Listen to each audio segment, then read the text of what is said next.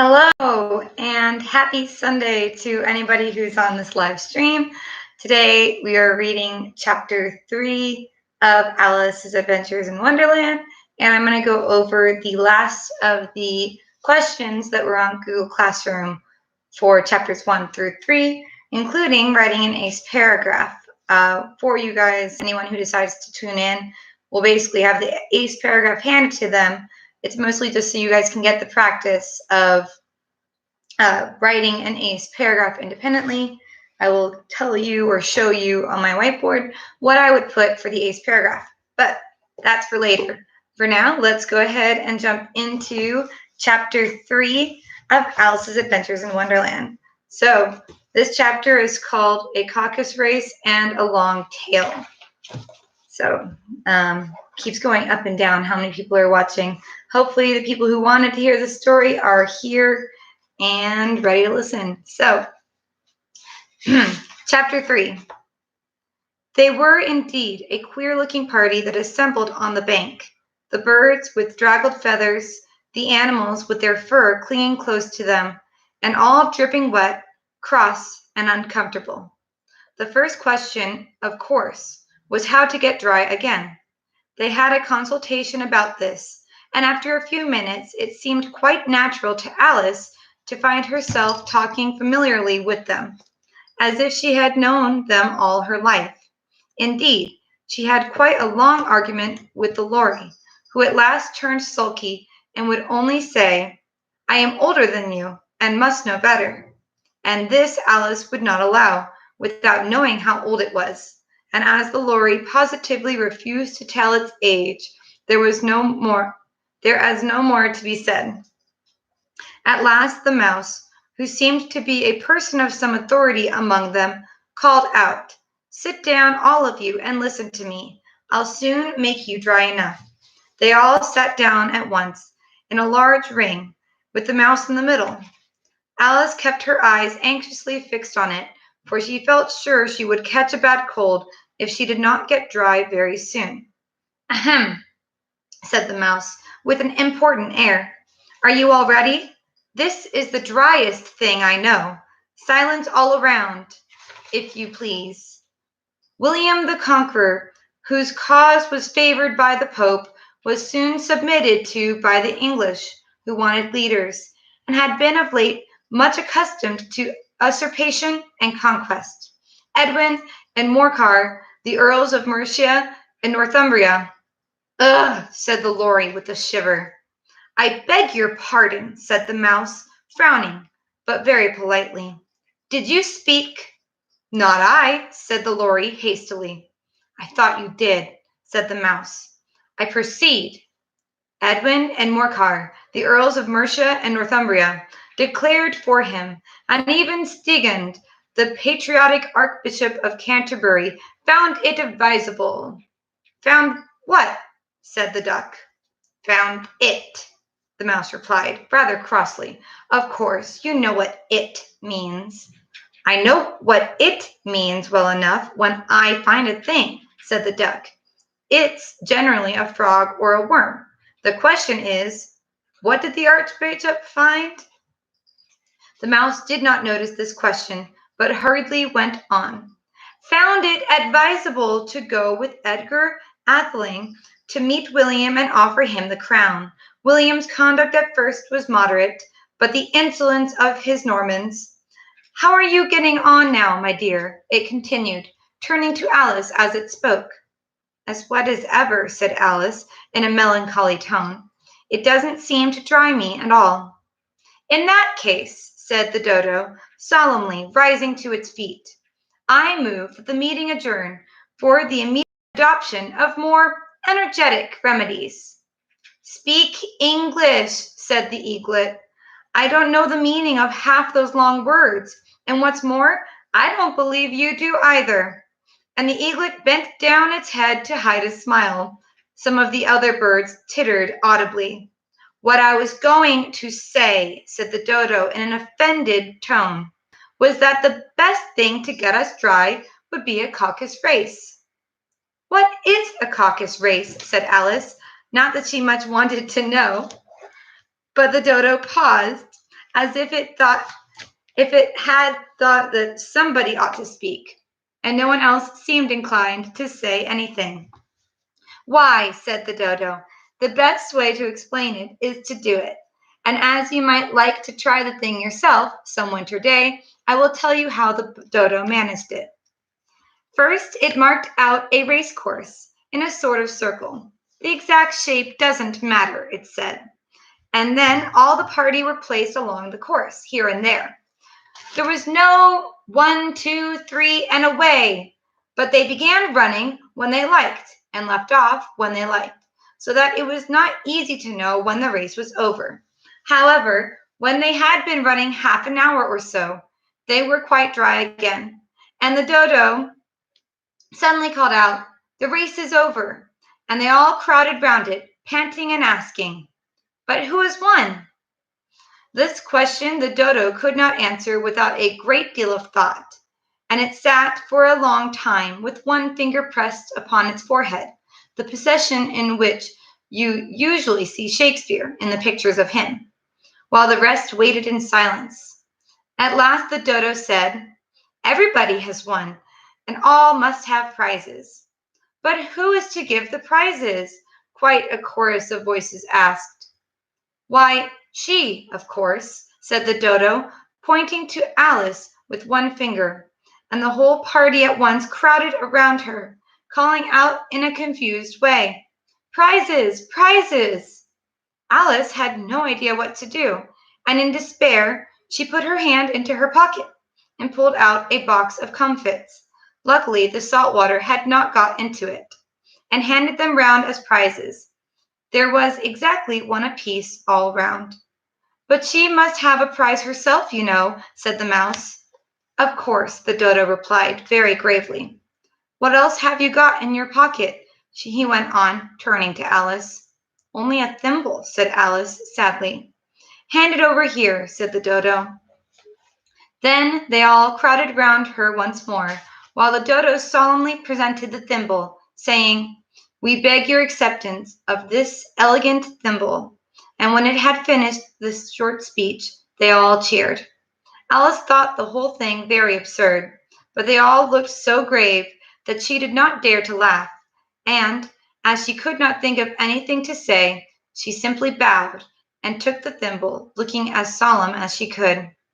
The next thing was to eat the comfits. This caused some noise and confusion, as the large birds complained that they could not taste theirs, and the small ones choked and had to be patted on the back.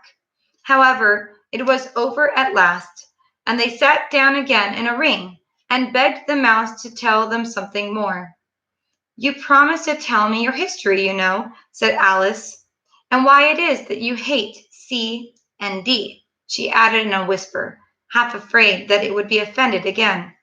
"Ah, mine is a long and a sad tale," said the mouse, turning to Alice and sighing. "It is a long tale, certainly," said Alice, looking down with wonder at the mouse's tail. "But why do you call it sad?" And she kept on puzzling about it while the mouse was speaking, so that her idea of the tale was something like this. I need to point out that that is how she pictures the tale as he is speaking. It actually curves on the page. Pretty cute. Fury said to a mouse that he met in the house, "Let us both go to law. I will prosecute you. Come, I'll take no denial. We must have the trial. For really this morning I've nothing to do," said the mouse to the cur. "Such a trial, dear sir, with no jury or judge, would be lasting our breath."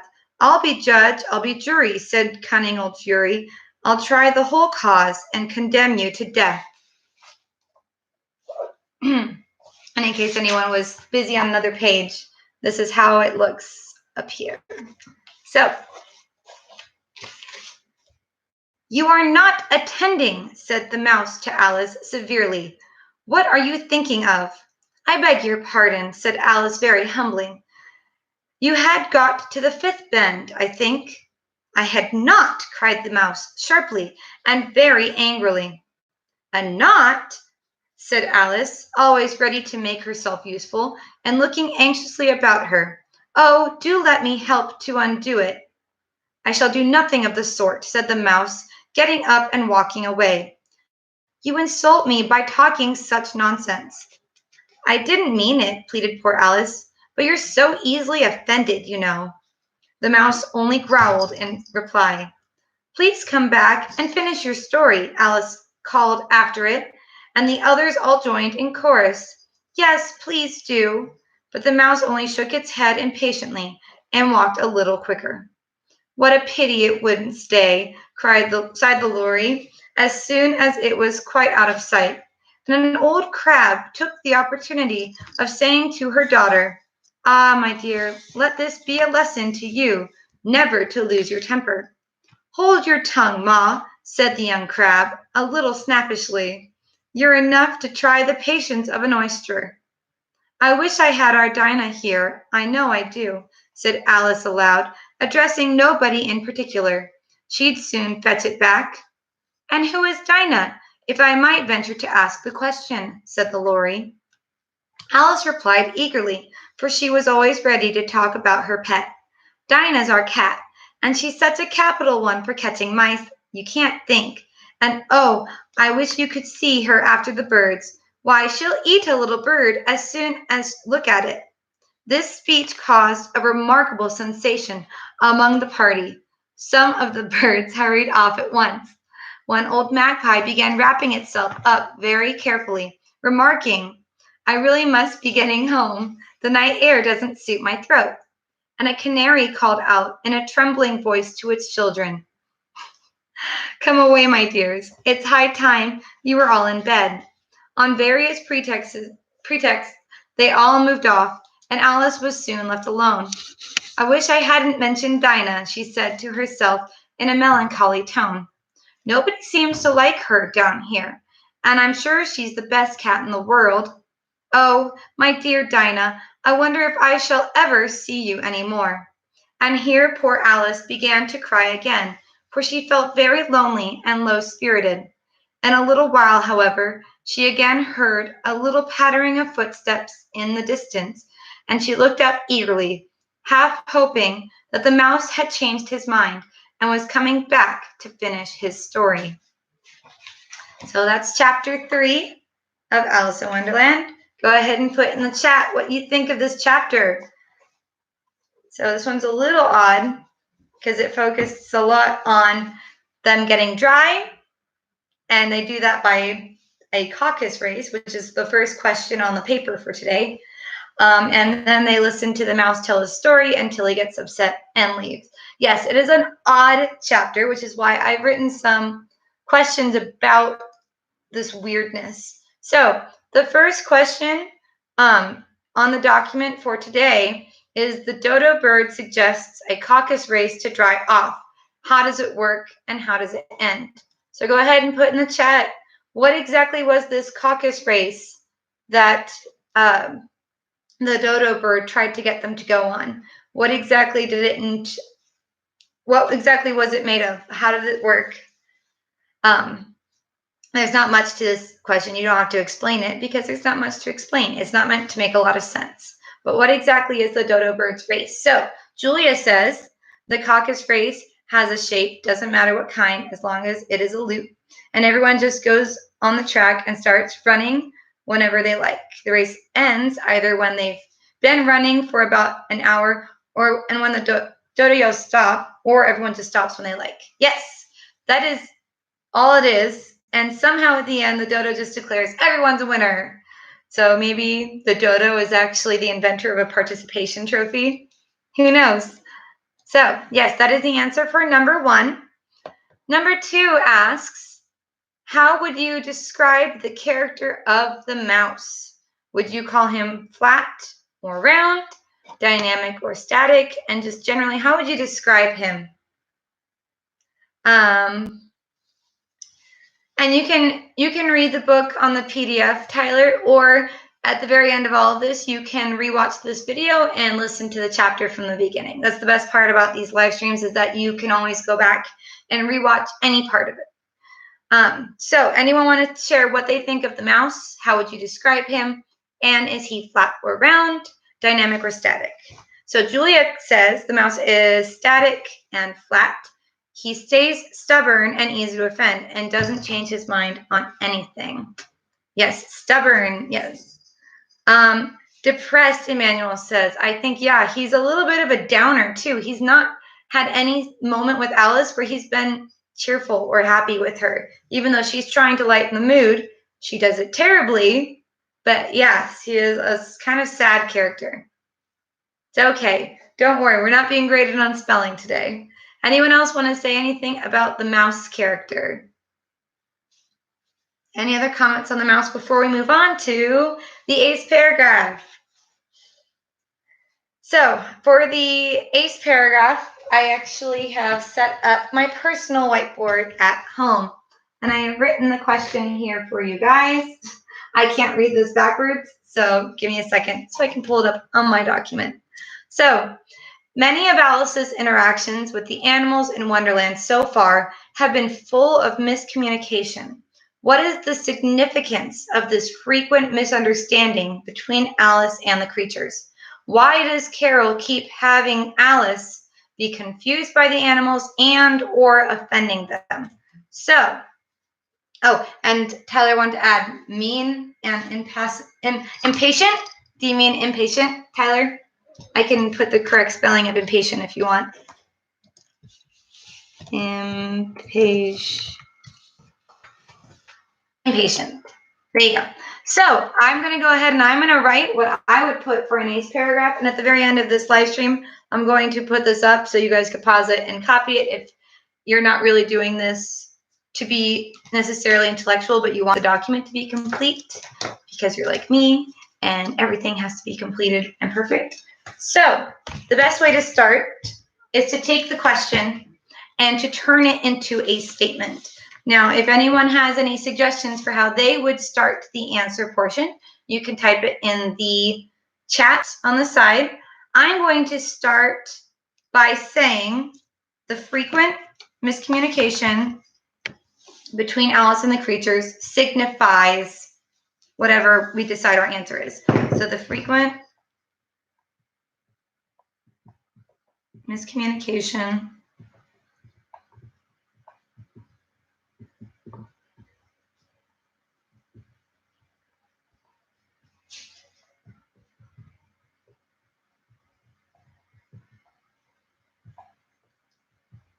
So, and if someone has an answer that they want to put in the chat, remember that for ace paragraphs where it's kind of looking for your perspective and your opinion, there is no wrong answer and there's no like one right answer. So I'm going to say for mine that the frequent miscommunication between Alice and the creatures signifies that Alice does not belong there. Because that seems like the most reasonable explanation for why they don't seem to get along, why she keeps saying things that offend them. That Alice does not belong in Wonderland.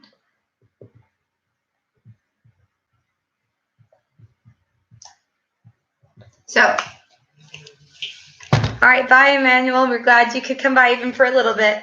So yes, this is what I put.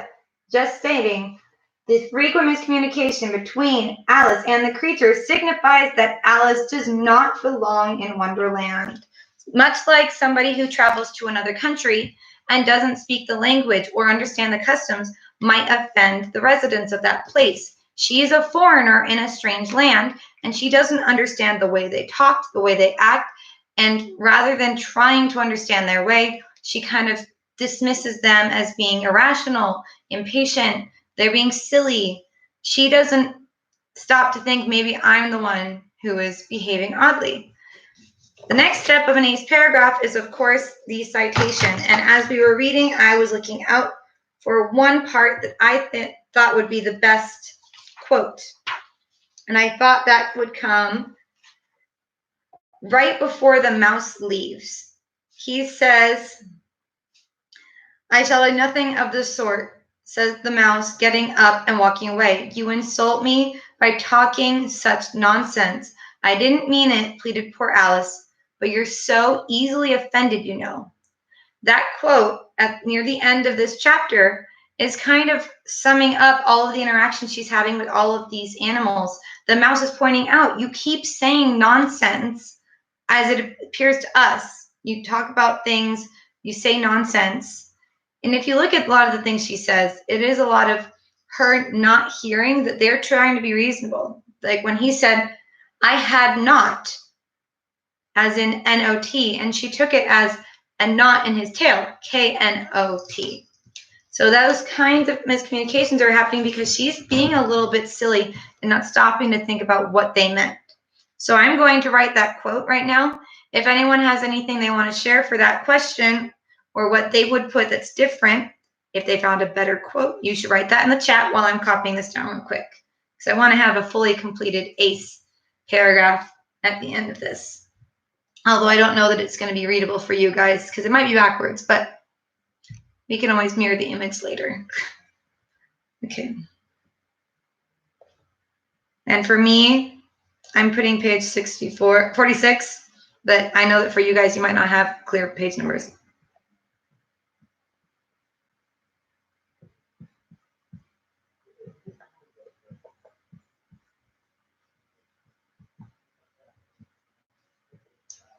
So I said on page 46, the mouse gets upset saying,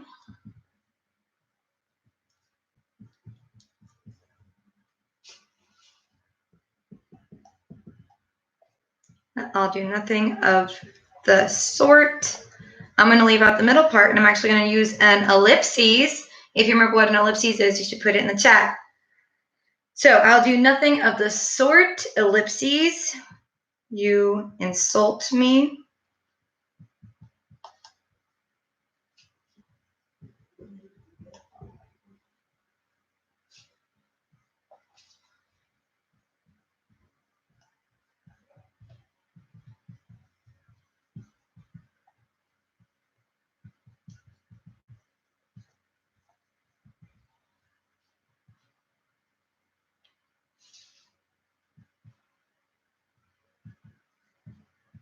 Okay.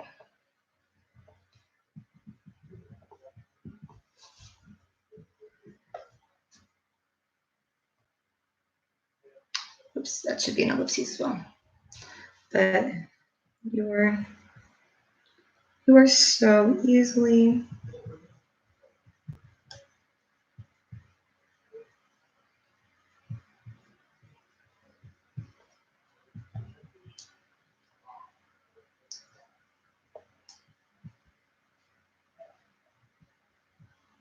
all right. So I put my quote in. Let's see what you guys said while I was writing that down. So Julia says that the omission from a speech or writing of a word or words that are superfluous or able to be understood from contextual clues. That's the definition of ellipses. And we put it in text by putting ... So for my answer, I put on page 46, the mouse gets upset saying, I'll do nothing of the sort, ... ellipses. You insult me by talking such nonsense. To which Alice replies, I didn't mean it, ... but you're so easily offended, you know. And I put the author's last name, Carol, and comma 46. Now, even though I put on page 46 up here, I still need to include a real citation at the end of the quote. So now the only thing that's missing from my ACE paragraph is my explanation. So I'm going to write down that the mouse was being reasonable and wanted to communicate with her, but she was the one who kept messing up. She's the one who's not understanding when he was being reasonable. So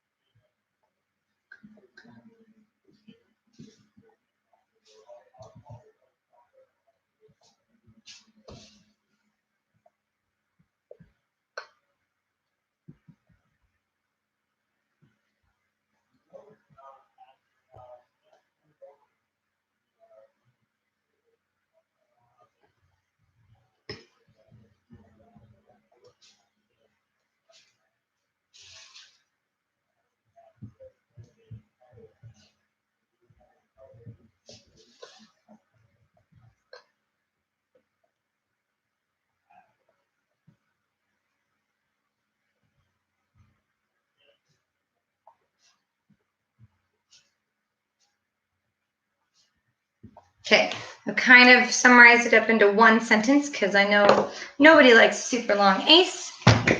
For my explanation, I put, the mouse behaves reasonably to the bizarre responses Alice has to his stories and emotions, while Alice refuses to examine her own behavior. So one sentence, I basically said that Alice could have been checking herself before she wrecked herself, but she kept making these foolish mistakes in conversation with the mouse. So I think what I'm going to do is I'm going to take a picture of this board and put it just directly onto Google Classroom for anyone who wanted to see what we put, especially people who aren't going to watch the live stream but are still doing the book club work. Do you guys have any questions before we wrap up? I assume that today would be short as well. Tomorrow we're probably going to have higher attendance again. So if you guys have any questions or comments, now's the time for them before we call it a day. Any other comments, questions, or concerns? And I hope you guys have seen how quick and easy it was to write that ACE paragraph. I think the whole thing maybe took me 5 minutes, maybe, to write a whole ACE paragraph. So all those times where people have complained about writing an ACE paragraph in class, I've just proved I can do it by hand on a whiteboard at my house, and it took me 5 minutes. Julia asks, does the book club have extra credit? Do you mean, is the book club extra credit? Or like within the book club, are there ways to get extra brownie points and be extra within the club?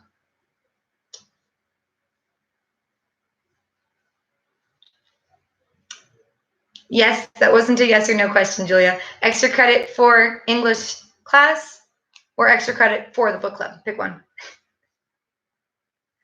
Both, I guess. Okay, so I'm not 100% sure if I'm allowed to count all of this.